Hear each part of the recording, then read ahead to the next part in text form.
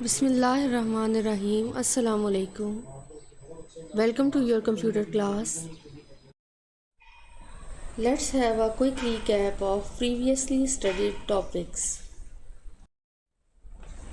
A database is an organized collection of data generally stored and accessed electronically from a computer system. Database reduces duplication of data. Each table in a database holds data about a different but related subject. Data is stored in records. A record is composed of fields and contains all the data about one particular person, company, or item in a database.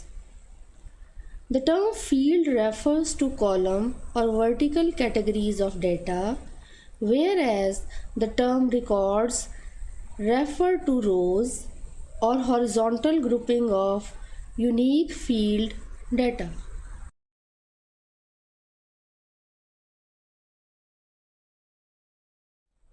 Now look at the figure very carefully. A field is referred to a column or vertical category of data, whereas a record is referred to a row or horizontal groupings of unique data fields. Today's topic of discussion is Module 1, Task 3, Keys and Relationships. The learning objective of today's lesson is student will be able to understand the concept of database keys and their relationships. Success criteria is the completion of assigned written work and worksheets independently within time. Student is able to identify primary key, identity field, and relationship among the tables. A primary key is a unique identifier used to identify each record in a database. By unique identifier, I mean that it will not have a duplicate value in it. It must contain a unique value for each record of data. A table must always have one and only one primary key. A primary key may comprise of one or multiple fields that uniquely identify the records.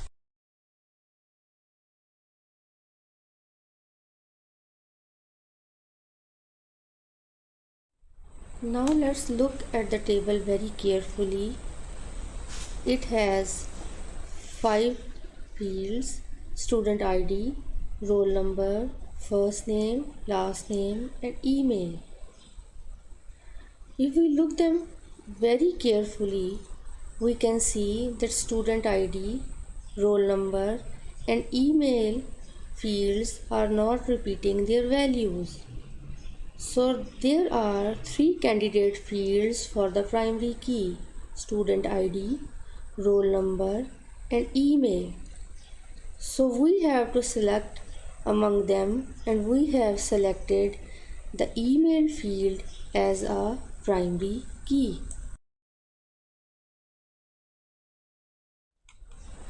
Now let's guess the primary key among the following tables. In student table, we have student ID, first name, last name, and course held. So which one of these is a primary key? Yes, student ID. Now coming to the employees table, we can see there are 4 fields: employee ID, name, contact number, and salary. So what do you think? Which one is the primary key? Remember that a primary key does not repeat its value. So which one is the primary key? Yes, employee ID. Now coming to the patient table, we have several fields like patient ID, name, date of birth, gender, phone number, doctor ID, doctor, and room number.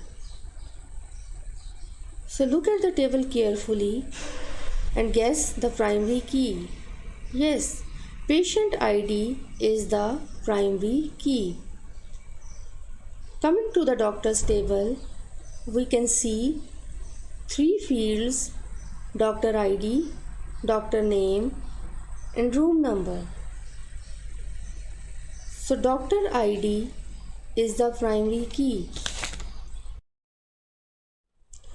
Let's have a table. Can you guess the primary key in it?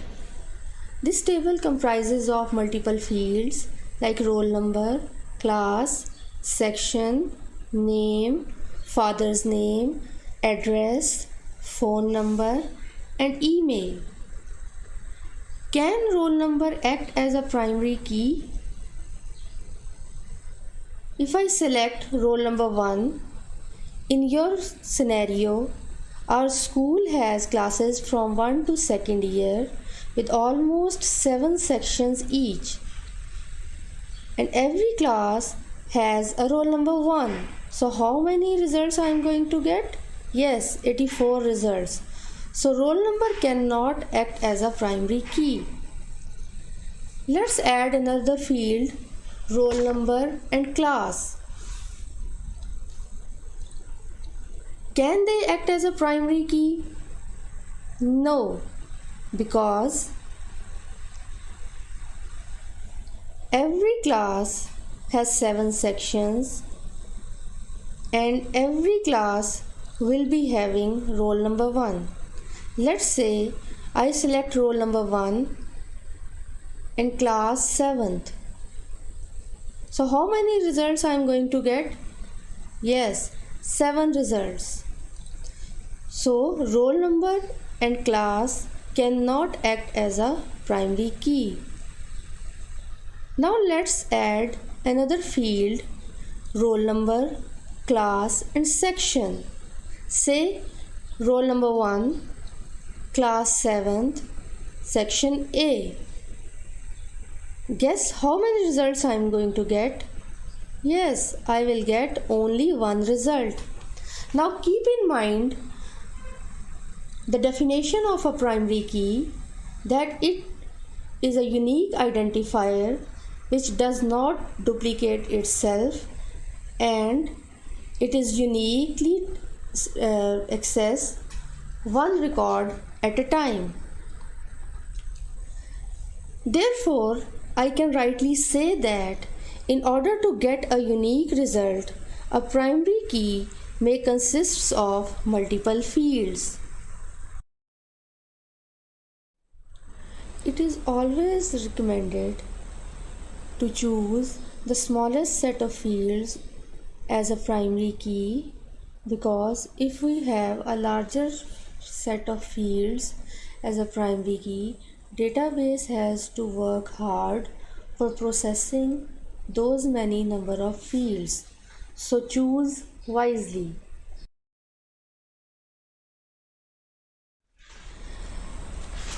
Sometimes in order to get a primary key, we add too many fields and our primary key becomes too big that it ends up in wasting lots of space and lots of processing time. So usually we add another field for this purpose. It is referred to as ID field. ID fields come from the word identity, a very fitting name since this field identifies each record. An identity field in a database table that is made up of values generated by the database. In many cases, an identity field or ID field is used as a primary key. Look at the tables carefully. In the first table, roll number, class, and section fields are acting as a primary key. In the second table, I have added a B form number which is acting as an ID field which later will serve as our primary key.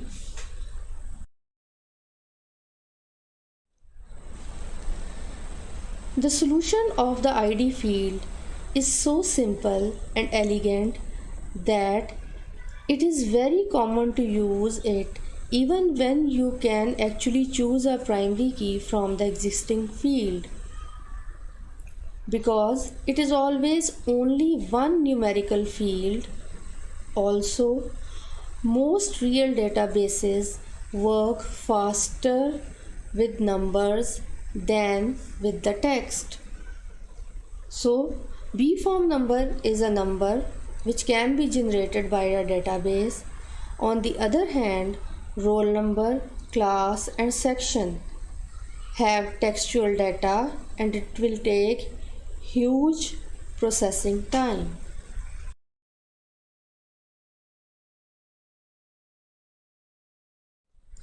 In order to join two or multiple tables in a database, we have to make a relationship among them. There are three types of relationships: one to one, one to many, or many to one, and many to many.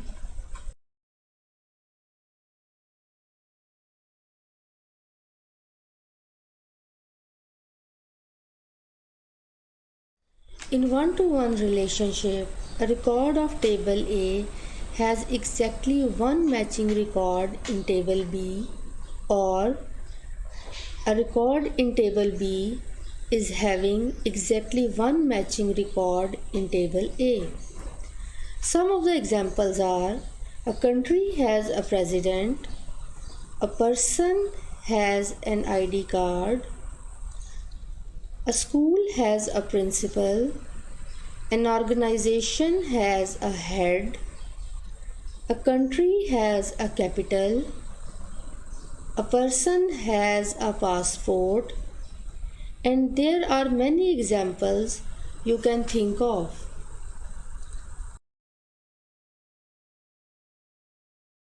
Some more examples are: a person has exactly one driving license, a member of orchestra can play only one instrument, a manager manages a branch, an employee has exactly one payroll, a chairperson has exactly one department, and a car is assigned exactly one parking lot.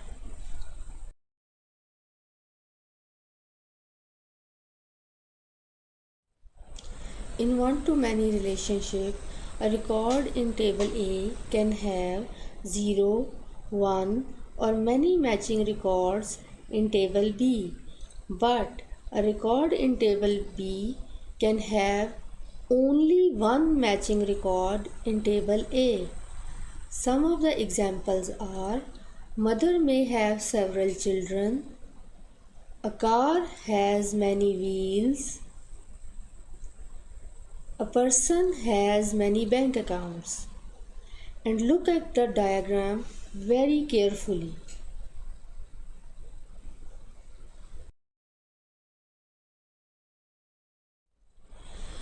In many to one relationship, a record in table B can have 0, 1, or many matching records in table A, but a record in table A can have exactly one matching record in table B. Look at the diagram very carefully. Some of the examples are: a folder has many documents, many people live in a city,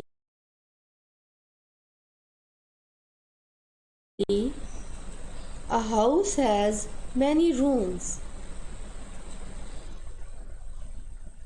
There are many more examples you can think of. Some more examples are: Many patients are treated by a doctor, or doctor treats many patients. A branch manages multiple accounts, or multiple accounts are managed by a branch. A user has multiple phones, or multiple phones are possessed by a user. Customer place multiple orders, or multiple orders are placed by a customer. In many-to-many relationship, a record in table A can have many matching records in table B, or a record in table B can have many matching records in table A. A many-to-many relationship is a trickier one because we need two one-to-many relationships, and the tables are linked with a junction table or an intermediary table. Look at the diagrams very carefully.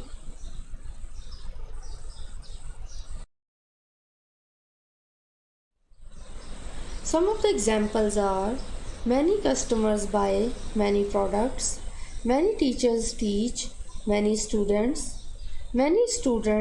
study many subjects, many books are written by many authors, many students work on many projects.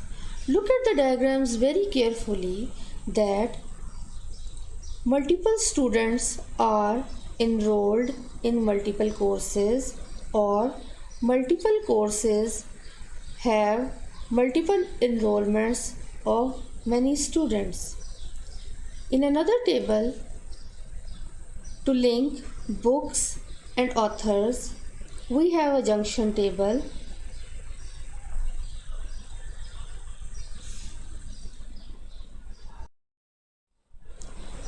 In order to join student and class,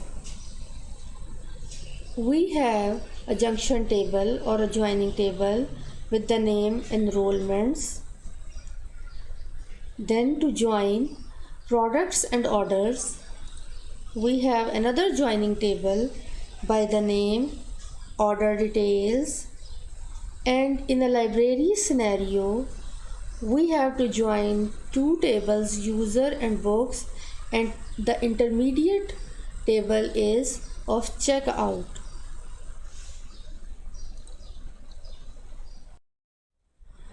Things to do are: hear the lecture very carefully again and again. Copy work. Question number 1. What is primary key? Explain by giving examples. Question number 2. What is the best way to choose a primary key? Question number 3. Write down the benefits of choosing ID field as a primary key. And you have to perform your hands-on.